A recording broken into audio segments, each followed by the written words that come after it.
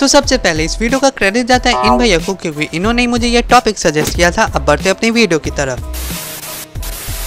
आज हम लोग जिस एनिमे के बारे में बात करने जा रहे हैं, इस एनिमे के अंदर सभी लोग रहते तो शर्लॉक होम्स की तरह सीरियस है, लेकिन सबके दिमाग में पबजी चल रहा होता है। एनिमे का नाम है लॉर्ड ऑफ मिस्ट्रीज। अबे इसका क्या मतलब है कि हम लोग के कंट्री में सभी केसेस का भी यही हाल है। तुम्हें ये एनिमे देखते टाइम ऐसा लगा कि भाई साहब ये एनिमे है या यूपीएससी और नीट का सिलेबस भाई साहब इतना कॉम्प्लिकेटेड, ये एनिमे देखते देखते तुम्हारा दिमाग हैंग हो जाएगा। ओके, तो इस एनिमे में एक बंदा है जो कि इस एनिमे का मेन प्रोटैगनिस्ट है, उसका नाम है जोऊ मिंग रुई। और ये भाई साहब मॉडर्न चाइना में अपने कीड़े मकोड़ों को एंजॉय कर रहे थे। भाई साहब कम से कम इतना घिनौना तो नहीं है।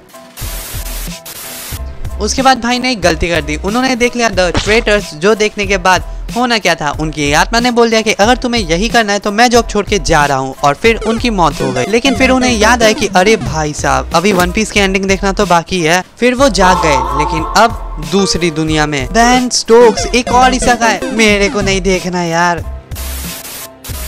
लेकिन वो जिस दुनिया में जागे वो विक्टोरियन लंदन टाइप सेटअप में थी, और वो जिस बॉडी में जागे उसका नाम था क्लेन मोराटी। लेकिन अब भाई वन पीस कैसे देखेगा, इसी के लिए तो जिंदा हुआ था बेचारा। भाई साहब काम धंधा तो दूर की बात, भाई ने डायरेक्ट एक सीक्रेट सोसाइटी ज्वाइन कर ली। बैन स्टोक्स ये एक आंख वाला पिरामिड यहाँ पे क्या कर रहा है? मुझे क्या पता, मुझसे पूछे जा रही है बार बार।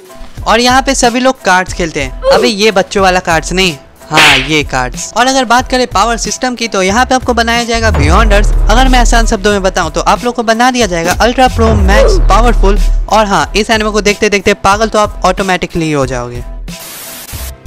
और भाई इस एनिमे में सभी कैरेक्टर हद से ज्यादा स्मार्ट है, जिन लोगों की हर बातों में लॉजिक और कॉम्प्लेक्स थ्योरीज होती हैं, जिसे समझने के लिए तुम लोग को एक बार में 1 किलो बादाम खाना पड़ेगा। अगर तब भी तुम्हें समझ में नहीं आया तो पेट खराब होने के कारण तुम लोग का जो ताजा ताजा सूप निकलेगा वही इन भूतियों के मुंह पे मार देना। और भाई अगर हम लोग बात करें एनिमेशन की, तो ये सोलो लेवलिंग का भाई है, और अगर तुम लोग इसे बैकग्राउंड और CGI को देखो तो ये भाई डीमन स्लेयर को टक्कर देने के लायक है। और भाई इसका बैकग्राउंड देख के तुम्हें ऐसा फील आया कि हॉगवर्ट्स में कोई ऑकल्ट क्लास चल रही हो। अबे ये सस्ता वाला नहीं, हाँ ये वाला। अब भाई मेन मुद्दे पे आते हैं कि ये एनिमे को देखना चाहिए या फिर नहीं। अगर तुम लोग को माइंड ब्लोइंग, सस्पेंसफुल और दिमाग खपा देने वाला एनिमे देखना है तो ये एनिमे तुम लोग के लिए बना है। पर हाँ, इस एनिमे को देखने से पहले मैं तुम लोग को एक वार्निंग देना चाहता हूँ। इस एनिमे को देखते टाइम अपना ध्यान ज्यादा इधर उधर मत करना, वरना तुम लोग के सामने से इतने ज्यादा सबटाइटल्स मिस हो जाने वाले हैं जितना तुम लोगों ने अपने आने वाले एग्जाम्स की तैयारी नहीं की होगी। क्योंकि भाई एक तो ये मैंडरिन लैंग्वेज है, और तुम लोग को ये लैंग्वेज घंटा भी कुछ समझ में आएगा नहीं। जापानीज तो थोड़ा मोड़ा समझ में आने भी लगा था।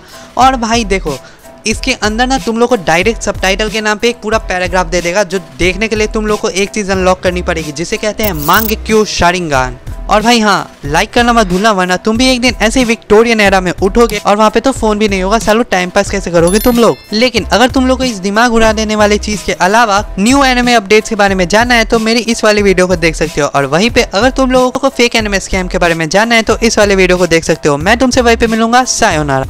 और हाँ, कमेंट्स करने के लिए थैंक यू।